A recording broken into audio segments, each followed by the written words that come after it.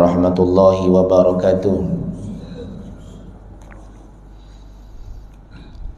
Alhamdulillah kita semua masih sihat nampaknya. Kalaupun tak sihat, makanlah ubat. Macam tu je lah. Ada orang tak sihat, dia tak nak makan ubat. Tak apalah, pilihan masing-masing kan. Ada orang pantang tak sihat, ubat tak boleh. Nak demam je Panadol kan. Ada yang macam tu. Ada orang buat tak tahu ya. Sihat tak sihat buat tak tahu je lah. Akhirnya sihat. Ada juga macam tu. Yang saya hormati Tuan Nazilah, CEO masjid, dan pegawai-pegawai EJK yang diamanahkan untuk mentadbir masjid ni. Yang saya hormati Tuan Imam, terima kasihlah sebab jadi imam. Lagi kalau kita faham ayat yang dibaca oleh imam tadi pun cun jugalah. Tak faham tak apa, kalau faham memang bagus lah. Tengah ayat tu, apa benda ayat ni ayat ni cerita pasal ni kan, surah ni kan. Tapi saya pun tak faham kan. Maknanya kalau siapa faham lah kan, tak faham tak apa, macam tu. Yang kedua, Bilal, terima kasih. Tu faham lah, kena faham lah ayat tu kan. Allahu Akbar, takkan tak tahu kan. Allah Maha Besar, Allah Maha Besar, tahulah kan. Hayya 'alas solah, jom sembahyang. Faham kan? Gitu. Contoh ni mukadimah ni. Panjang masa ni Nabi ni sampai syuruk tu, panjang. Tuan-tuan, ada satu ibadat yang kena paksa buat tau. Tak boleh kata tak tunggu seru, tak boleh. Kena paksa buat. Pertama, sembahyang fardu. Itu paksa tu. Tak boleh kata tunggu seru, tak boleh. Semua yang wajib kena paksa buat. Contoh yang kedua ialah tutup aurat. Kenapa tak tutup aurat ni? Belum sampai seru lah. Tak boleh. Kita kena paksa buat benda wajib ni. Benda yang tak wajib kita tak kisah kan. Contoh sembahyang sunat qobliyatan, kita benda tu bukannya wajib, sunat, tak buat pun tak apa kan. Kuliah ni tuan sekalian, kita tak boleh paksa lah tuan sekalian, sebab dia bukan nak kata wajib kena datang, tak. Cuma menuntut ilmu tu wajib, fardu ain itu aja. Dia boleh mengaji di mana-mana pun, tapi nak hadir pagi ni tidaklah wajib kan. Jadi kita kena settlekan persepsi masyarakat. Benda yang wajib buat yang Allah Ta'ala tetapkan, tak boleh kata tunggu ke apa ke kan. Tunggu seru, tunggu tak. Banyak yang kata tunggu hidayah. Kena buat, wajib. Kalau Nabi, zaman Nabi tu tuan sekalian, orang tak sembahyang ni masalah lah kan. Sehingga kan Nabi nak bakar rumah lah orang yang tak datang sembahyang berjemaah. Bukan Nabi nak bakar pun, tak. Ini sembahyang jemaah tu pun Nabi nak bakar rumah, apalagi sembahyang fardu. Okey. Jadi benda yang wajib-wajib ni paksa buat macam tu. Settle. Alright. Tuan-tuan, saya bagi tajuk kepada masjid ni. Biasanya bila Haji Hambali bila hantar mesej, Ustaz tajuk. Tajuk ni payah ni tuan sekalian kan. Kadang-kadang bila bagi tajuk, kadang-kadang dia menyimpang kadang-kadang ni. Tu yang kena hati-hati kalau para asatizah bagi tajuk. Jadi tajuk tu kena tajuk tu lah, jangan menyimpang kan. Tajuk Ustaz Kancil dia cerita boyo, kan lari tu kan. Ada ustaz dia letak umum je, selamat kan, umum kan. Nak selamat umum lah, cakap lah apa pun. Nak menyimpang tu letak dia lah kan, tapi umum. Saya sambung tuan-tuan sekalian, kalau tuan-tuan ingat flow yang saya sebelum ni, iaitu sunnah Nabi. Sunnah Nabi sebelum-sebelum ni ada 7. Hari ni saya sebut yang keempat. Rasanya yang keempat. Sunnah Nabi yang besar, tuan-tuan. Yang kecil ada, tuan-tuan sekalian. Ni saya sebut yang besar. Yang besar ni lah susah nak buat. Yang kecil-kecil ramai buat, kan? Contohnya yang kecil-kecil, contohnya tutup kepala. Itu sunnah. Dia tutup kepala ni sunnah. Masuk masjid kaki kanan, sunnah. Itu sunnah kecil. Masuk tandas kaki kiri, itu sunnah kecil. Makan tangan kanan, itu sunnah. Okey. Itu sunnah kecil-kecil lah. Ada janggut, sunnah yang tidak diberatkan. Sunnah yang tidak diberatkan. Okey. Tetapi ada sunnah yang besar, yang sepatutnya kita tekankan. Yang besar ni dia ada 7. Ada buku dia tu, 7 sunnah utama. Ada buku tu. Sebut buku sekarang moden sangat. Sebut kitab lama, kan? Kitab buku sama je. Baca kitab apa tu? Ui, kitab rasa macam hebat lah, kan? Baca buku apa tu? Alah, buku pun sama je. Dalam bahasa Inggeris book, kitab, buku. Kitab ni bahasa lama, bahasa Arab, macam itulah. Okay. Orang anggap kitab ni macam kitab kuning, kitab lama. Disebut buku, buku yang kita baca yang versi-versi baru disebut buku. Buku tu kitab juga. Kitab tu buku. Dalam bahasa Inggeris book, gitu kan. Baik. Sunnah yang keempat ni ialah, yang besar ialah tahajud. Tahajud.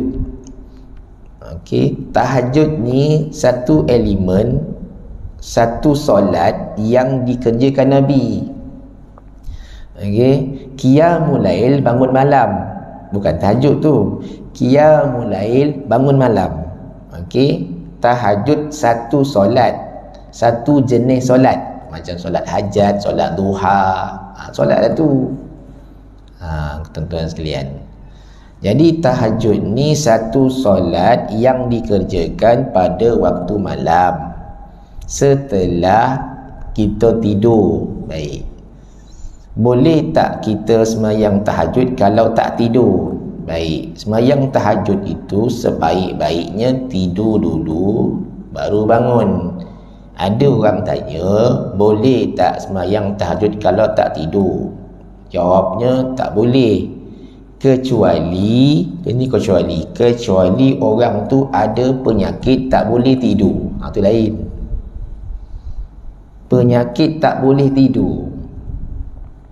Memang tak boleh tidur, tuan-tuan sekalian. Sepanjang tahun tu dia tak boleh tidur. Istilah baru anxiety ni, dia memang tak boleh tidur sebab macam-macam fikir. Sampai jam kepala otak, murung je. Murung. Tak boleh tidur. Kalau begitu dia nak buat tahajud juga. Dalam hal ini dibenarkan sebab dia tak boleh tidur. Tak boleh langsung, tapi nak buat. Itu kes lain.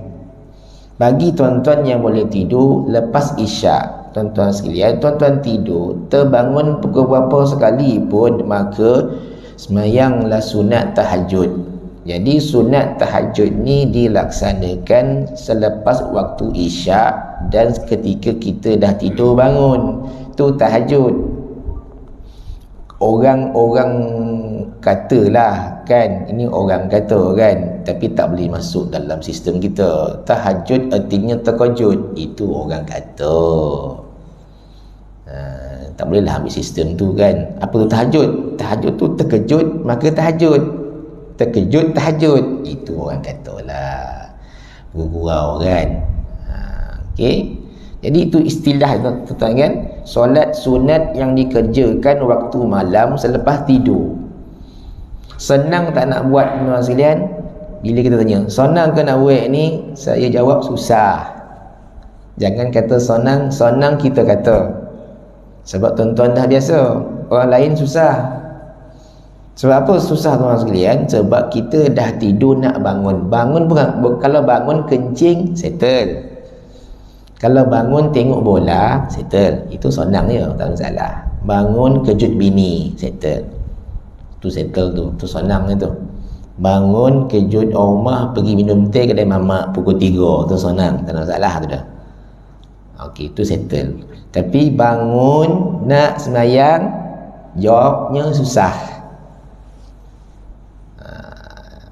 Cakap memang senang ni, macam saya cakap ni senang lah kan, suruh tonton bangun malam. Ustaz bangun tak? Tak. Mungkin bangun tu adalah, bukanlah hari-hari. Kadang-kadang kita tak bangun juga, ada masa bangun, macam tu lah. Susah tuan-tuan sekalian. Yang kedua, sembahyang sunat duha, mata colik, adakah senang nak buat? Susah. Ada dua sembahyang ni yang susah nak buat, sembahyang sunat ni. Pertama, sembahyang sunat tahajud, sebab tengah tidur nak bangun sembahyang 2 rakaat, susah. Tu dah tidur nak bangun, susah. Tu sebab ganjaran dia besar. Yang kedua, sembahyang sunat duha, mata colik ni tuan-tuan sekalian, pun tak dapat nak buat, mata colik. Sebab apa tu? Sebabnya kita sibuk bekerja, sibuk hal dunia, tu sebab payah nak sembahyang duha. Dua sembahyang ni Nabi buat, tuan-tuan. Sembahyang tahajud wajib bagi Nabi. Itu sebab Nabi bangun setiap malam, sampai isterinya pun tanya Nabi, "Ya Rasulullah, kenapa sampai tahap kau sembahyang ni bongkak kaki ni?" Isteri Nabi tanya, isteri Nabi yang tengok tu. Tuan-tuan tak boleh cuba bayangkan, Nabi SAW dia sembahyang tahajud bangun malam. Dia sembahyang tahajud ni memang Nabi buat, Nabi banyak lagi dia sembahyang, sampai bongkak kaki dia. Tuan-tuan, kaki kita bongkak juga. Gua bongkak sebab lain, mungkin gaut, mungkin bongkak kena sepak kat orang, mungkin. Tapi Nabi sembahyang, tuan-tuan sekalian, sembahyang lamanya Nabi sampai bongkak kakinya.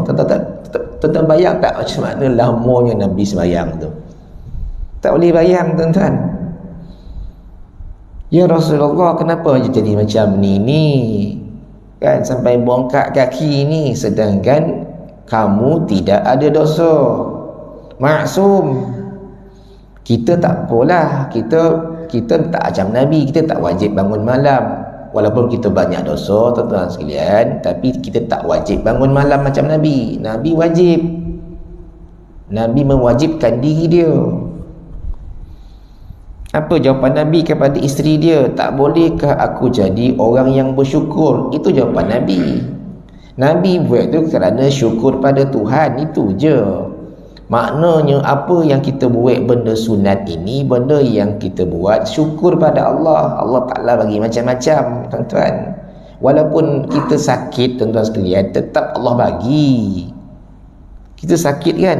Sakit, tuan-tuan sekalian, sakit hati pun ada, sakit jiwa. Sakitlah tu. Tengok tuan-tuan hebatnya Nabi SAW. Tu sebab itu tentang sembahyang apa tu, sembahyang tahajud. Duha pula ada wasiat Nabi. Wasiat Nabi kepada Abu Hurairah sembahyang duha ni. Wahai Abu Hurairah, sebelum kau mati, kau laksanakan 3 perkara ni. Pertama, tuan-tuan sekalian, apa tu, sembahyang witir. 2, berpuasa 3 hari setiap bulan. 3, sembahyang sunat duha. Itu wasiat Nabi kepada Abu Hurairah. Abu Hurairah buat tak? Buat, tuan-tuan. Itu wasiat Nabi.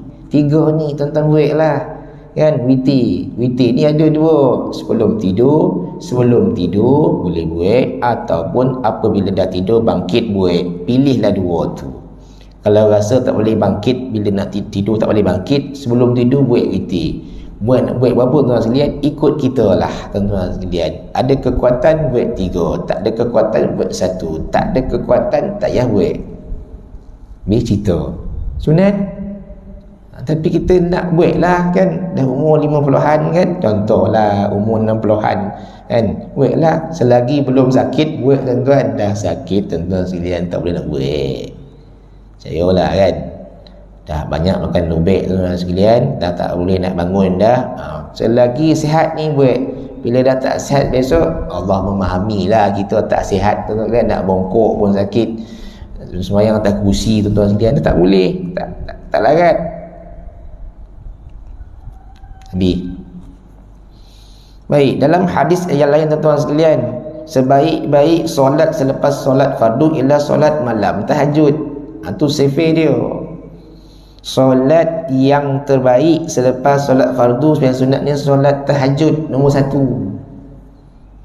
Kan? Okey. Jadi itulah solat terbaik. Macam malam tadi tuan-tuan tak buat, tak apa, buat besok. Kalau pun tak boleh buat, kata ulama, makan pahala niat setahun pun tak apa. Makan pahala niat. Apa contoh malam kan aku nak tahajud lah, dah niat tak bangun, dapat pahala niat tahajud, tak apa. Tak apa. Dan seorang ulama dia ajar macam tu lah kan. Niat dulu. Sekali dia makan pahala niat setahun.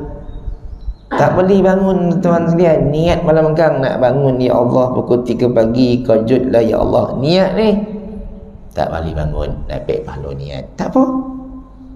Selasa niat lagi, ya Allah semalam tak jadi, ya Allah jam, ya Allah bangun kejut aku, ya Allah pukul 4, ya Allah. Dah bangun pukul 4 monung pula tuan sekalian, nak buat apa ni? Tak jadi, dapat pahala niat yang kedua. Akhirnya makan pahala niat tahajud 365 hari. Boleh tak? Boleh ya. Sebab ada orang dia berniat bukan senang, dia niat tu dia boleh bangun, susah tu sebab bono ni payah, sebab Allah pilih ni bukan senang. Tu sebab bila mati besok kuburnya torang sebab tahajud. Kubur torang ni sebab dua, tahajud sedekah dua. Kubur jadi torang, jadi selesa, jadi apa tu, jadi okeylah. Okey, tak ada masalah. Dua ni, tahajud, sedekah, dengan syarat. Jangan buat ni saja, dengan syarat sembahyang fardu itu tidak ditinggalkan, itu ya. Jangan orang tu banyak sedekah tapi tak sembahyang fardu, tak jadi. Maka akaun itu tergantung, tak masuk dalam akaun tuan-tuan sekalian. Akaun itu tuan-tuan sekalian 2 4 itu akaun tuan-tuan sekalian. Okey, dia punya akaun tu 5 dash 5 tu 5 sembilan fardu, 5 dash 2 4 4 3 4. Okey, maknanya itu akaun kita. Baik, akaun kita tuan-tuan sekalian tu memang kena ada akaun tu dulu.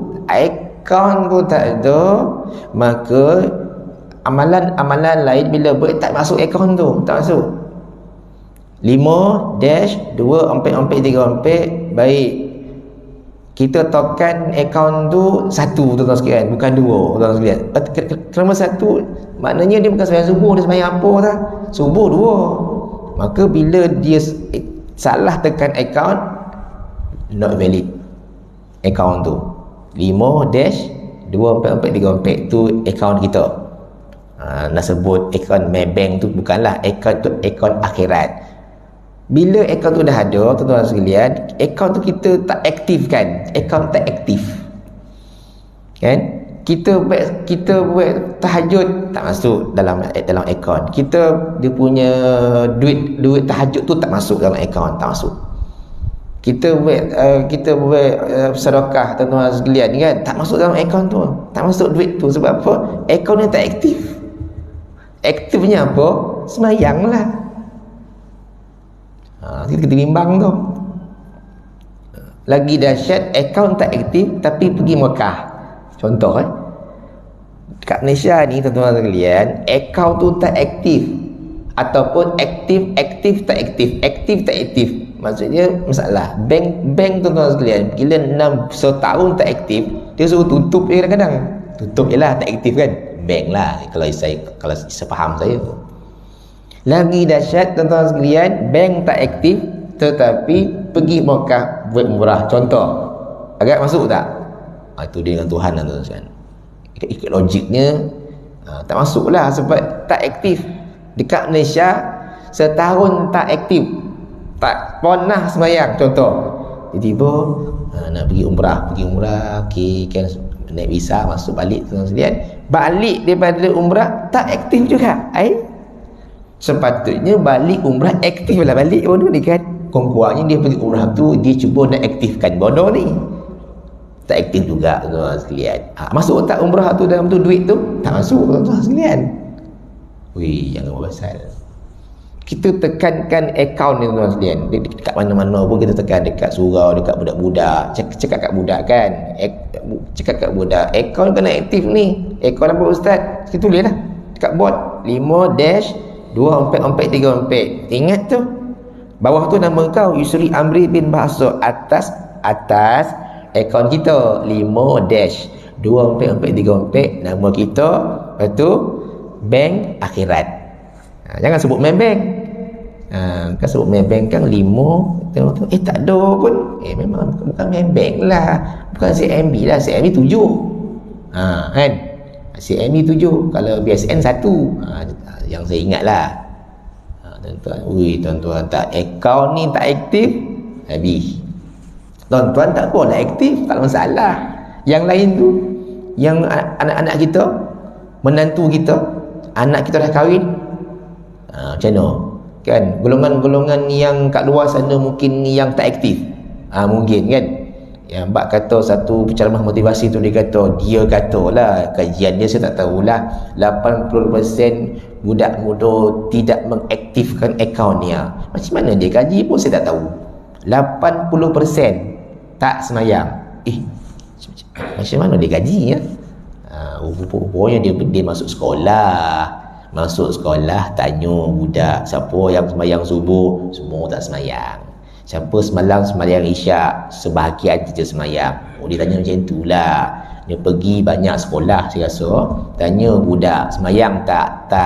Semayang 3 daripada 5, tak jadi. Semayang 4 daripada 5, tak jadi.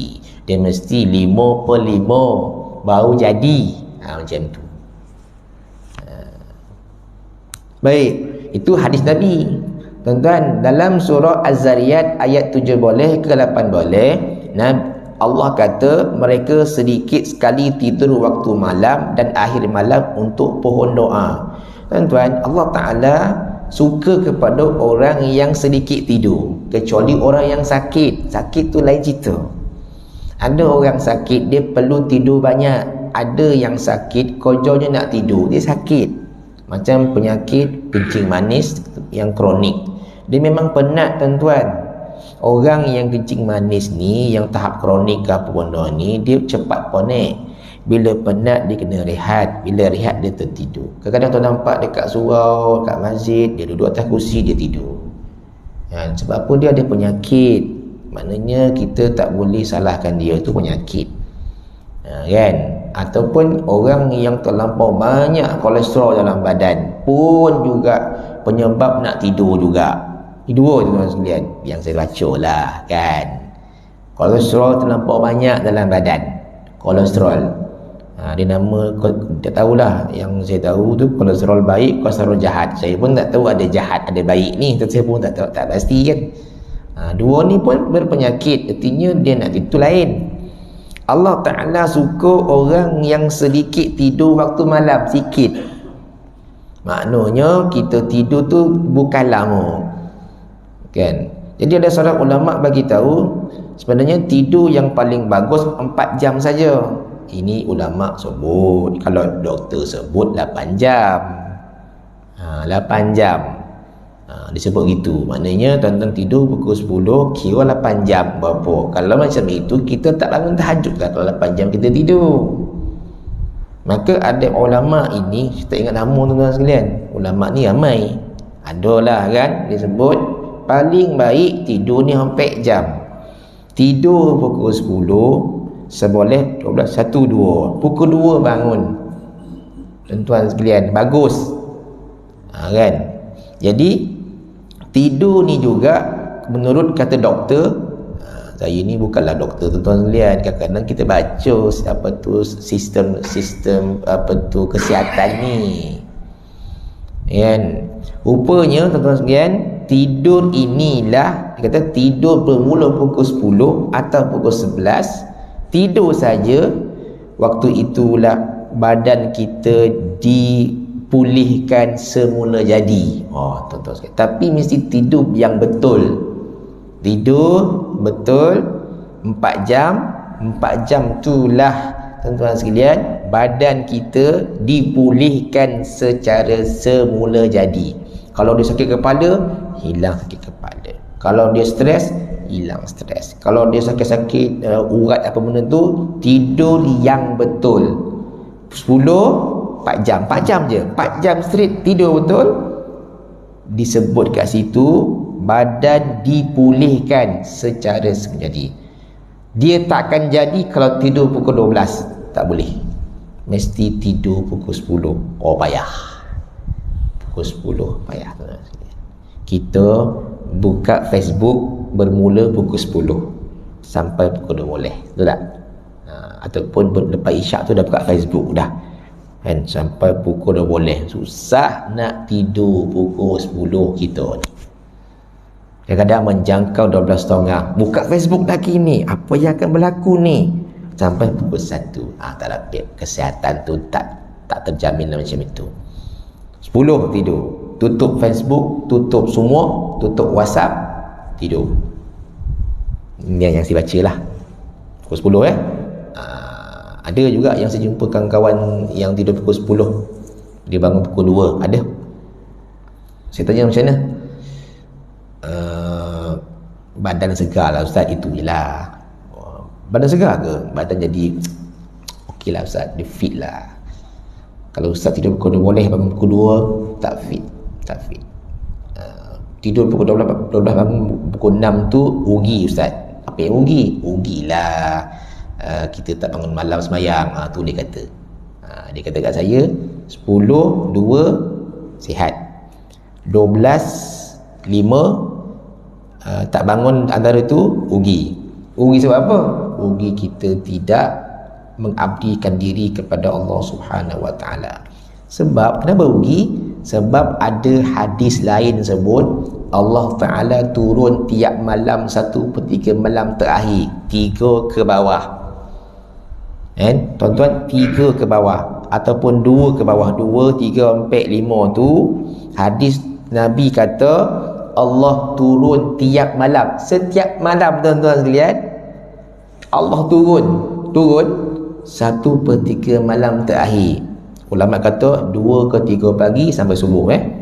1/3 malam ni, bila ulama tu sebut 1/3 malam, artinya 2 ke 3 pagi, akhirnya sampai subuh. Waktu tu Allah Ta'ala turun. Baik, ada 3 benda yang kita dapat bila kita minta. Ini dia, ini penting. Saya sebut malam pagi ni pada tuan-tuan, pada saya yang kata yang dikata oleh sahabat saya ni, rugi Ustaz, rugi sangat Ustaz, dia kata. Rugi tu sebab dia merasakan malam tu perlu bermunajat dengan Tuhan. Rugi Ustaz, rugi.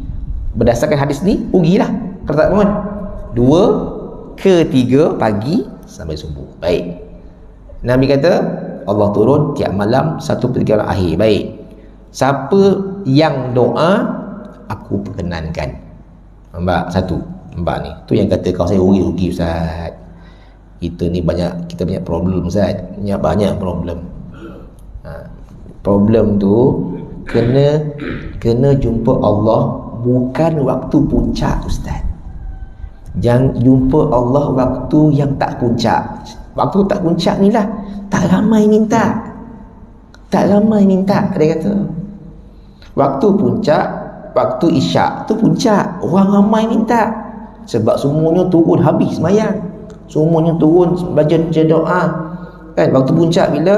Waktu subuh, waktu puncak semua minta doa kan. Waktu zuhur pun waktu puncak.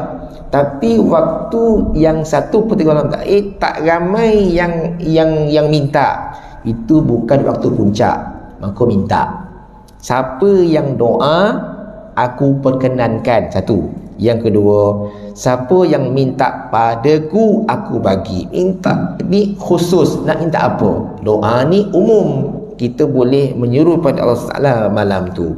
Dua, siapa yang minta pada aku bagi.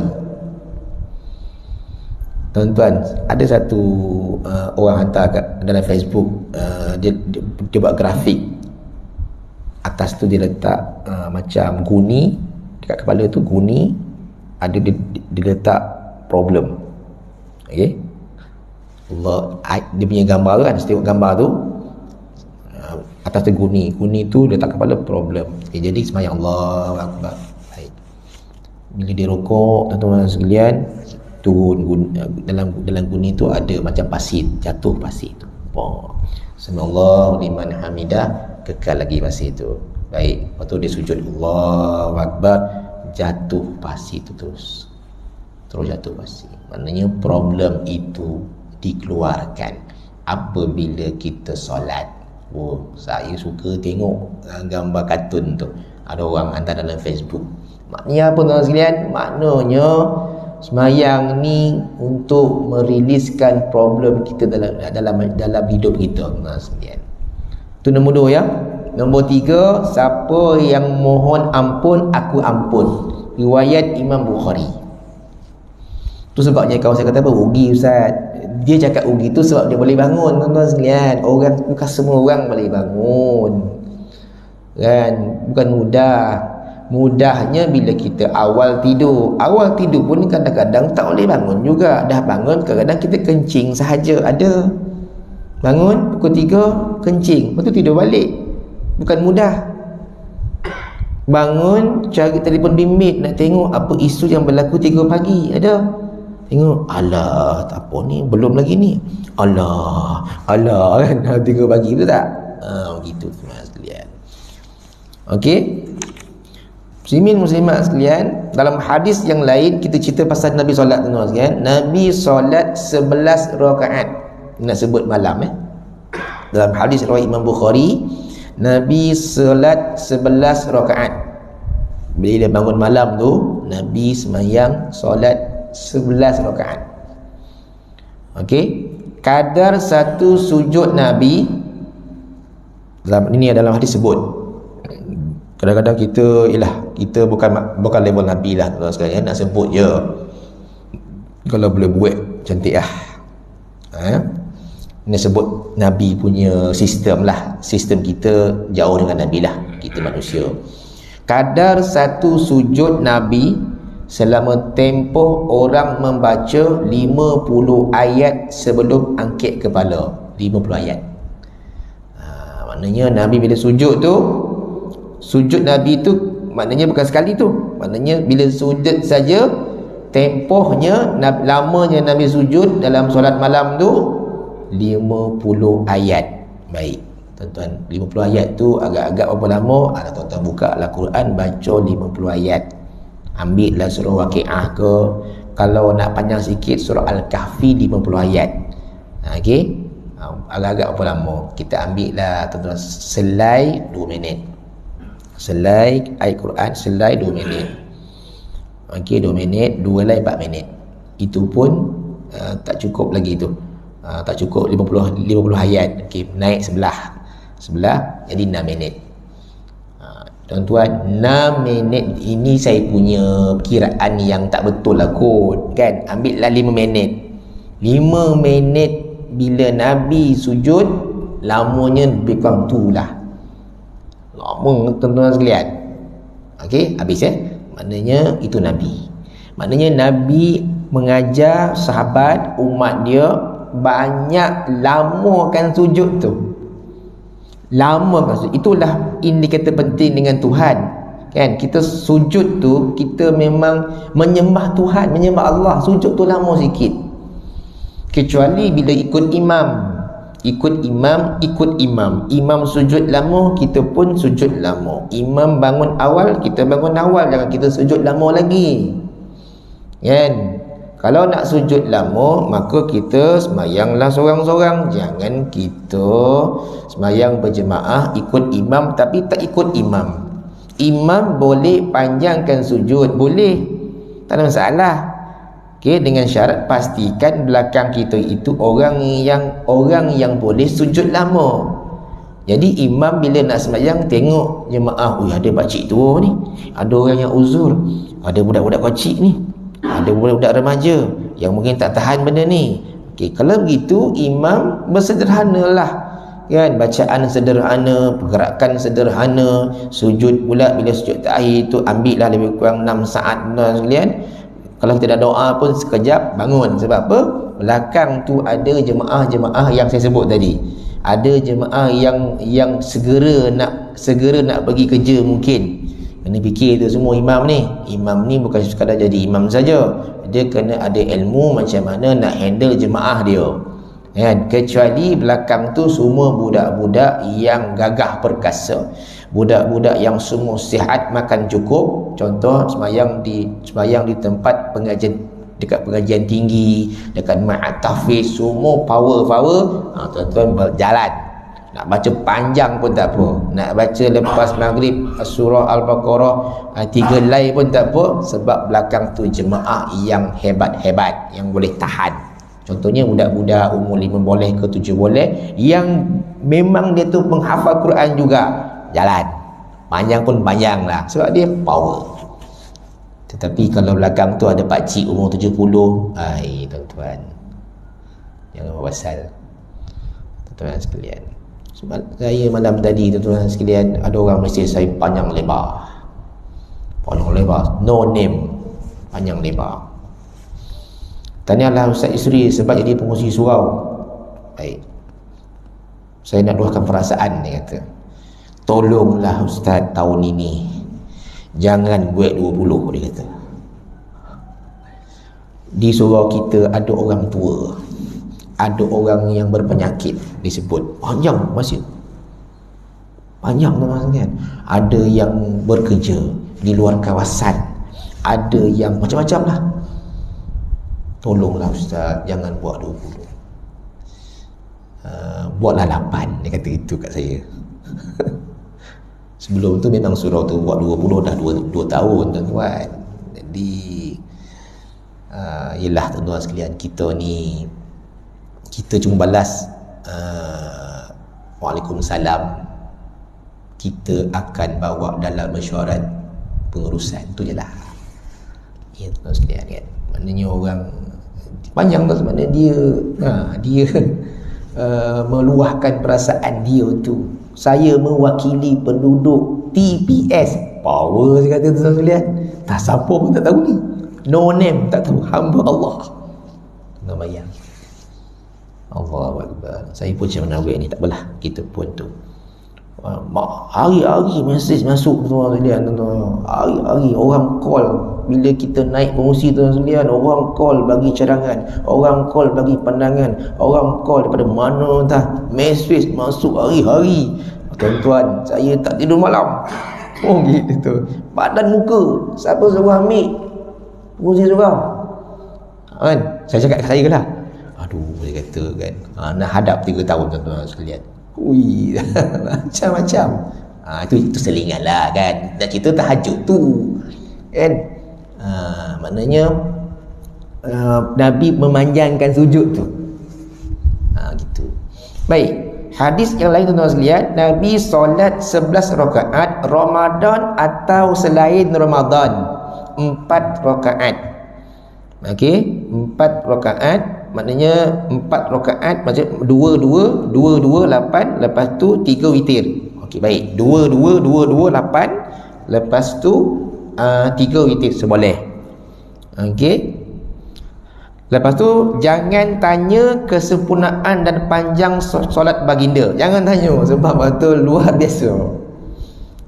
Jangan tanya kesempurnaan dan panjang solat baginda. Dan solat lagi 4 rakaat baginda dan 3 campur 3 rakaat. Maknanya Nabi sembahyang 4 rakaat, 2-2. Yang afdalnya 2-2 tuan-tuan sekalian. Afdal 2-2. Boleh saja 4 terus, boleh, tak masalah. Nabi 4 rakaat, 2-2. Jangan tanya dia punya kesempurnaan. Memang sempurna dan panjang. Jangan cerita, memang panjang. Kita manusia macam kita ni bukan level Nabi, maka kita buat apa yang boleh saja. Nabi 4 campur 3 seboleh. Ramadan ke tak Ramadan seboleh. Dalam hadis riwayat Bukhari, panjang dia disebut kat sini, jangan tanya kesempurnaan dia, tuan-tuan sekalian. Baik, jadi tuan-tuan sekalian, ada seorang ulama namanya Dr. Muhammad Az-Zuhaili. Dia kata Dia kata solat pertengahan malam lebih afdal daripada awal malam, dan solat pada 2/3 malam lebih afdal dan dari waktu lainnya, tuan-tuan sekalian. Okey, disebut 1/3 malam 2 hingga 3 pagi, tuan-tuan sekalian. 2/3 malam tuan-tuan kira sendirilah berapa kan, tuan-tuan kira sendirilah kan. Tetapi akhirnya ulama ni sebut, dia kata apa? Ikut selesa kita, itu je. Walaupun dia kata apa? Dia kata solat pertengahan malam ni lebih afdal daripada awal malam. Awal malam ni pukul 12, pukul 11, pukul 10. Maknanya selepas isyak itu awal malam. Artinya selepas tuan-tuan sembahyang isyak, tuan-tuan tidur, tuan-tuan terbangun pukul 10. Macam mana buat itu? Adakah boleh sembahyang malam? Boleh. Sebab awal malam, awal lagi. Tidur pukul 9, terbangun pukul 10. Boleh. Cuma disebut dekat sini oleh Dr. Muhammad Az-Zuhaili ni dalam kitab dia kata solat pertengahan malam maknanya lebih afdal daripada awal malam. Maknanya pertengahan. Okey, pertengahan tu artinya pukul 1, pukul 2 boleh. Alright. Okey. Dan solat pada 2/3 malam lebih afdal dari waktu lainnya. Afdal daripada awal dan pertengahan malam. Pukul 3, pukul 4 itu lebih afdal. Tetapi kata ulama ni ikut selesa kita. Kalau kita tekankan kena bangun pukul 3, maknanya ada masyarakat tak boleh nak ikut, tuan-tuan sekalian. Okey. Tuan-tuan, last sekali tuan-tuan sekalian kita tutup. Okey, ini last mengenai kepentingan tahajud ni yang Nabi kata dalam hadis riwayat Imam Tirmizi ya. Ni last sebelum kita tutup Okey, Nabi sebut, dia kata ada 4 amalan yang boleh ke syurga dengan selamat. Ada 4 amalan. Okey, amalan ni dengan syarat dengan syarat sembahyang fardu tak tinggal. Itu je. Apa pun syarat dia, sembahyang akaun ni kena aktif dulu. Akaun 5, 2, 3, 4 ni kena aktif. Ada 4. Pertama, sebar salam. Syarat dia sembahyang jangan tinggal. Sebar salam. Assalamualaikum, waalaikumsalam. Settle. Benda ni orang dah tinggalkan. Orang tak nak bagi salam dah. Okey, dah kurang sekarang ni dah. Yang kedua, berilah makan.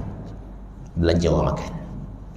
Belanja dekat masjid, dekat surau, dekat kedai belanja. Yang ketiga, sambung tali persaudaraan. Sambung, jangan putuskan. Yang keempat, solat di waktu malam ketika orang lain tidur. Maknanya 4 ni amalan ke syurga. Kalau tuan-tuan boleh buat empek-empek ni lagi bagus, atau boleh buat salah satu pun tak apa. Satu, sebar salam tak boleh buat. Dah ramai budaya sunnah ni orang tak buat dah. Nak bagi salam berat dah kat orang. Nak salam pun orang tak nak dah. Kilah, tak apalah tu. Yang kedua, boleh berilah orang makan. Kan, contoh beli nasi lemak kemudian tu tabur kat masjid, letak kat surau, bagi orang makan. 3, nombor 2 tak boleh buat juga sebab duit tak ada. Dah 2 tak boleh buat. Nombor 3 iaitu sambung silaturahim. Cara sambung yang paling mudah 2. Pertama, bagi salam. Yang kedua, senyum. Itu menyambung persaudaraan. Settle. Tak boleh buat juga nombor 3, tuan-tuan sekalian. Choice yang terakhir, pilihan terakhir ialah solat di waktu malam ketika orang lain tidur. Last. Yang keempat pun tak boleh buat, tuan-tuan sekalian. Akhirnya empek-empek tutup buku. Settle. Kan, empek-empek ni dapat buat empek-empek ni lagi mantap. Okey, muslimin-muslimat sekalian, mudah-mudahan pada pagi subuh ni kita dapat manfaat tentang sembahyang sunat tahajud. Nabi wajib, kita tak, maka kita pilih waktu yang sesuai nak tahajud. Mungkin boleh buat malam Jumaat, seminggu sekali, ataupun malam cuti, mungkin ya. Okay, wallahu a'lam. Itu saja yang dapat saya sebut pada pagi ini. Semoga saya dan tuan-tuan diberikan rahmat oleh Allah Subhanahu wa taala. Wallahu a'lam. Assalamualaikum warahmatullahi wabarakatuh.